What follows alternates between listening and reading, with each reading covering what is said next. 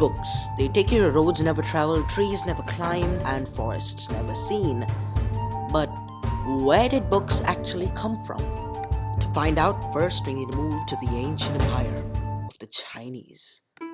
From AD 594, books in China were printed by rubbing paper against wood blocks. The empire in China was the major creator of printed material. They printed huge numbers of textbooks and notebooks for the students attending their civil examinations. By the 1600s, as urban culture bloomed, the use of print also bloomed. Reading became a leisure activity, and the new guys now preferred poetry, autobiographies, anthologies, and obviously, romantic plays. But with great power comes great responsibility. The reading culture had to be accompanied with something big and something special. The X factor turned out to be Western print techniques and mechanical presses, which were imported to China in the 1800s. But since it was the era of Western dominance, Shanghai then became the hub of the new print culture, catering to the Western-style schools. Buddhist missionaries from China introduced hand-printing technology into Japan, the land of the rising sun, in AD 768 to 770. And that's where our story turns. The oldest Japanese book is the Buddhist Diamond Sutra, containing just 6 sheets of text and woodcut illustrations. In Edo, now called Tokyo, collections of paintings depicted an urban culture like tea house gatherings. Libraries and bookstores were packed with printed material. Books on women, instruments, cooking, and even flowers. With the sun falling down, the farms rise, and that takes our story to ancient Europe. It was Marco Polo, the Italian explorer who in 1295 returned to Italy and brought the woodblock printing knowledge from China.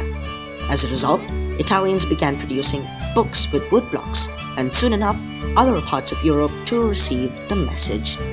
Luxury editions were still handwritten though, on very expensive vellum, which were animal parchments, meant mainly for the rich folks, because they thought books were plain garbage. Skilled handwriters were employed by wealthy booksellers for increased production of manuscripts. They were called scribes, but unfortunately they were fragile, awkward to handle, and took bucket loads of time to write.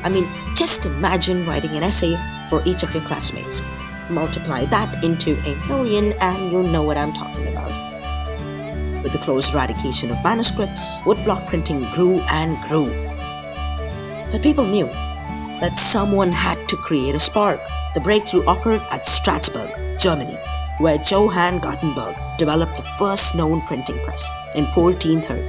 However, it wasn't a great success. To print 180 copies of the Bible, it took 3 whole years, which is just a tad over 1,000 days. But that one idea resulted in a massive increase of printing presses from 1450 to 1550, which is also the time when Vasco da Gama landed in Goa, India.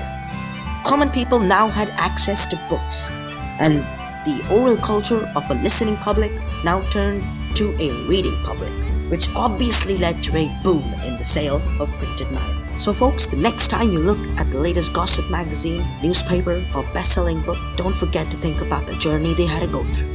Signing off, the SocialSensei.